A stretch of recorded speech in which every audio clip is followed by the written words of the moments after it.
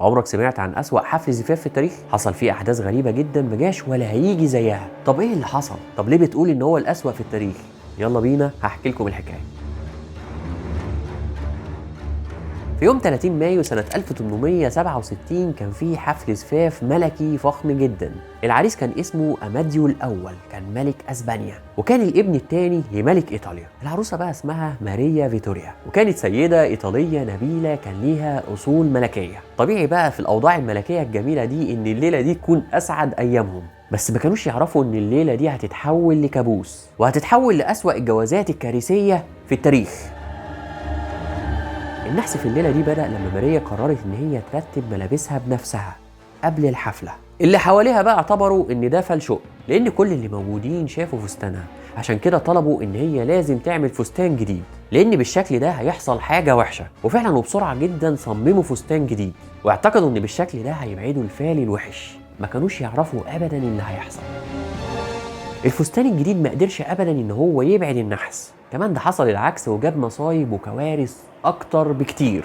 واللي حصل في الحفله دي كان صعب جدا ويمكن ما يصدقهوش اي عقل. يلا بينا بقى بسرعه نعرف ايه اللي حصل بالظبط. بدأ يوم حفل الزفاف بداية صعبة جدا. الضابط المسؤول عن موكب العروسين وقع من على حصانه، الراجل جاله ضربة شمس ومحدش ابدا عرف ينقذه، وبالشكل ده يبقى الضحية الأولى. خلصت على كده بقى؟ لا ابدا. العريس والعروسه جم يخشوا من ابواب القصر، لقوا الابواب مقفوله ومحدش بيفتح. قالوا ان تقريبا حصل فيها عطل ولازم نصلحه، ففضلوا يدوروا على البواب عشان يعرفوا ايه اللي حصل للبوابات ويصلحوها. بس كانت مفاجاه كبيره جدا لما لقوه ميت بعيد عن البوابه، وبالشكل ده يبقى الضحيه الثانيه. طبعا الملك والملكه مش في دماغهم وقالوا مفيش اي حاجه حصلت يا جماعه، نكمل حفلتنا عادي خالص. قوم ايه بقى صاحب العريس قام وقال لك احيي صاحبي، وراح ضارب رصاصه. الرصاصه تيجي في دماغه ويقع ويموت، وبالشكل ده يبقى الضحيه الثالثه. الحمد لله رب العالمين الحفله خلصت، بس الكوارث لسه ما خلصتش.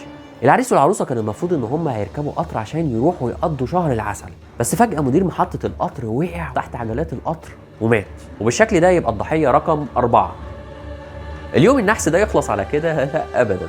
بعد الفرح اكتشفوا ان وصيفه العروسه ميته، قررت فجاه وبدون اي سبب ان هي تقتل نفسها قبل الحفله، ومحدش اكتشف الموضوع خالص الا لما الفرح خلص، وبالشكل ده تبقى الضحيه رقم 5.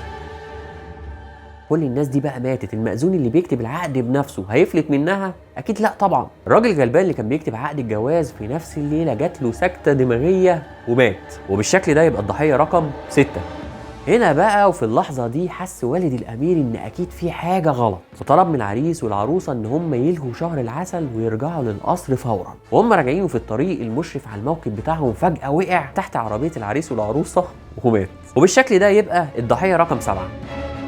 تخيل ان كل الاحداث الغريبه دي تحصل في ليله العمر، والمين ده ملك وملكه. المفروض ان ده يبقى افخم حفل زفاف مش الاسوأ خالص. فهل الموضوع ده كان فعلا سوء حظ وكان فيه لعنه غريبه، ولا كان فيه سبب تاني خالص وكل الكلام ده كان مدبر من اعدائهم؟ احكوا لنا انتوا بقى عن اكتر جوازه نحس سمعت عنها او حضرتها بنفسك. اكتبوا لنا تحت في الكومنتات، مع ان انا مش شايف ان في انحس واسوأ من الجوازه دي. اشوف وشكم على خير، والسلام عليكم ورحمه الله وبركاته.